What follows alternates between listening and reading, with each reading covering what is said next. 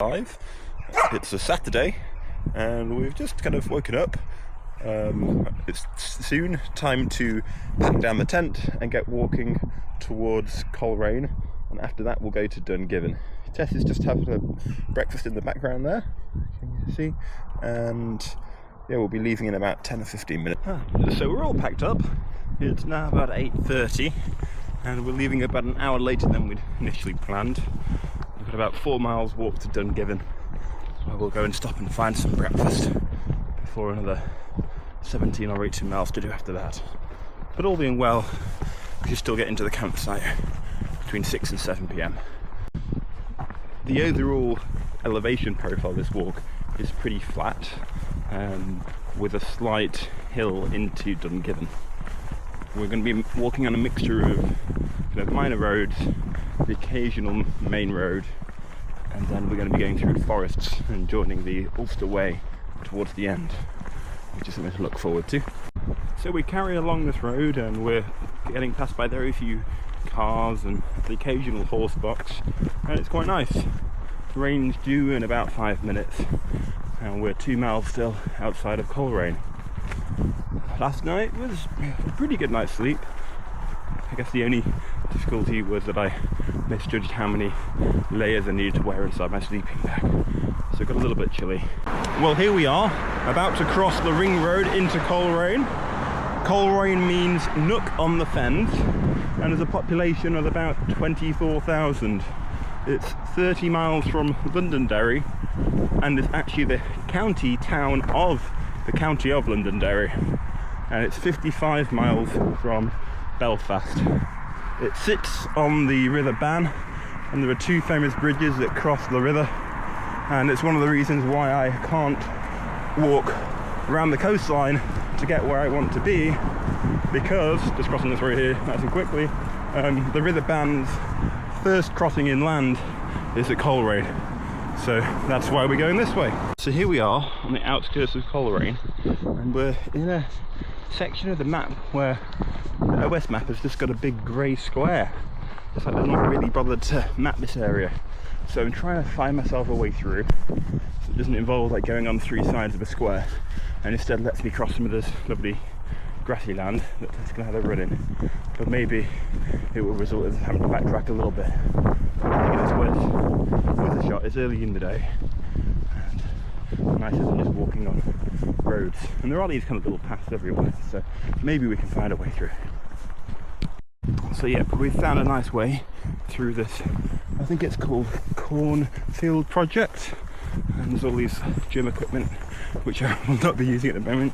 I'm pretty exhausted just after 3 miles of walking with this heavy bag, and I found, yeah, the best map is actually Strava, because that tells you how everything connects up. So we're just passing through Coleraine station, and it seems like there's some kind of procession going on down here.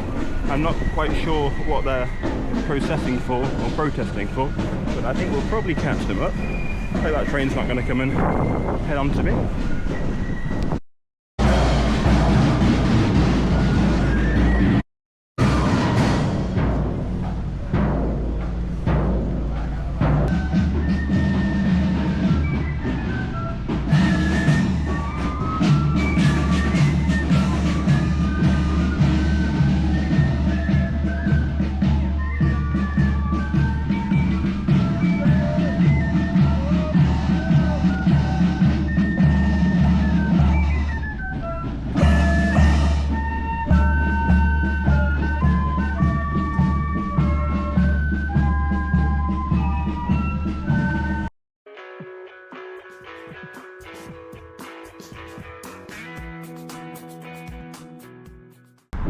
So here we are on the bridge across the River Bann. It's the last pedestrian bridge before you get to the sea.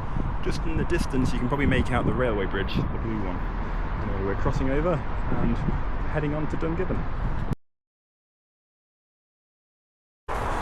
So we left Coleraine about a mile ago, and we have a 4 or 5 mile stretch on the main road. I'm actually walking on an adjacent country lane just to get away from the noise, because it is raining and the sound of the traffic is quite deafening. But hopefully we'll get back onto some lovely country lanes and head into the hills very soon.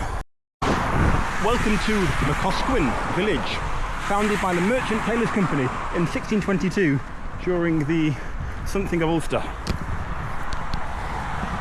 So I think this will be towards the last bit of civilization we see until we hit the campsite in about 16 miles.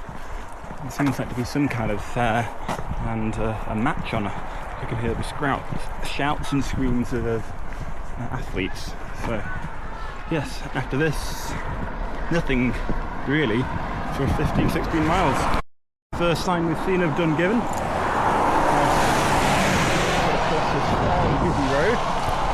Fortunately, there's a space to cross. This is Ballynacannon Farm Produce. It seems like they're harvesting new potatoes and cabbage. And also milk and eggs are for sale. But I'm not sure I'm in the market for any of those at the moment. Yep, the rain continues to pick up and the wind continues to pick up. But on we walk. In this bus stop. And look at these beautiful horses coming to say hello. So we carry on down this long road for another mile or so, and then we're going to take a right and head into the forest. Hopefully be a bit more sheltered there. The rain and the wind had died down for a little while, and we're just carrying on. We're about 11 miles in now, which puts us halfway to Dungiven.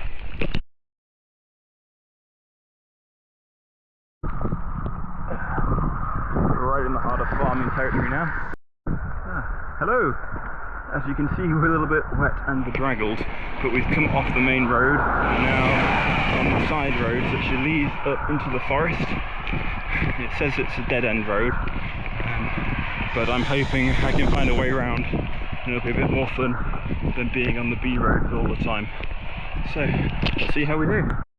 So we're coming to the last house on the road, and then it should become a forest path.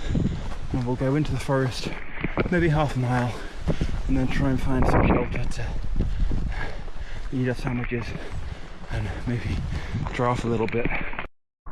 So here we are on the forestry tracks, and Tess has finally been allowed off the lead, so she'll be able to turn around and get herself a bit warmer. It should be good. And we're just looking for a nice tree stump and some shelter for a sandwich. Well, we're both feeling a little bit better now. The rain's died off and the trees are providing a little bit of shelter from the wind. We're really breaking the back of this walk. There's about 9 miles left to go, providing I can make my secret cut from this forest trail onto the Ulster Way. If not, I think it'll be an extra mile or two going round what looks like a fence on the OS map. But it could be an easily passable fence, or it could be one of those super reinforced ones. So there's my lunch. I ordered it before, and here's Tess. He's not really having lunch, but she's playing ball instead. So there we go. Okay, so behind me is where I think our shortcut is, and if it doesn't work out, then we've got to come back all the way here and go for an extra 3 or 4 miles that way to join the Ulster Way. So wish me luck and see if we can save ourselves a 4-mile detour. So already we can see it's a slightly bumpier forest track, and these big stones which there weren't on the earlier paths. I can see that it just go all the way up the hill, so hopefully we can get over whatever that black line is, which I think might be a wall, but I can't see it. So we got to the end of the track, and now we're just going to head on this rather boggy land, I think for about 200 metres, and this will be where the fence or wall is, and we'll see whether we can get past it. It certainly looks like someone's tried to make a crossing here, and you can see there's evidence of a path all the way up, so I think we've found something, which is nice. And this is that black line. It's a fence with a stile, so yes, we're over. Hurrah. Yep, so we found the path, but it isn't really much of a path. Good news is that we're going to be intersecting a road, and I think I can see a stile over there. So we'll try catch that road, and maybe we'll stay on it a little longer than I was planning, just because it's really quite slow progress and cold and quite wet up there. Okay, see you soon. So we're on the north Sperrins way, and it is pretty tricky underfoot. Every now and then there are these big kind of like hidden rivulets, and you got to jump over them or risk sinking down a foot or two into the mud. But we're getting there. We're getting there. Okay, the visibility is just about clearing up. This is the high point of the wall! Oh, we've got to head down soon! And the sun is coming out for our little descent down. It was a bit hairy at places, we lost the path and the wind was blowing. I've never felt it that strong, but you've got to really lean into it. And my hat flew off my head a few times. Anyway, we're heading back down to the valley now. Some views at last, and this is the North Sperrins way, and you can see that it's not very well maintained in this section, maybe just overgrown a lot in the last few summer months. Off the Sperrins hill, it's got an exact name, all these lovely looking interesting sheep that come to say hello to us. Hi guys! That's a nice iconic hill, and we have about 5 miles road walking to do to our campsite. And there's a rainbow just over the hills we came through.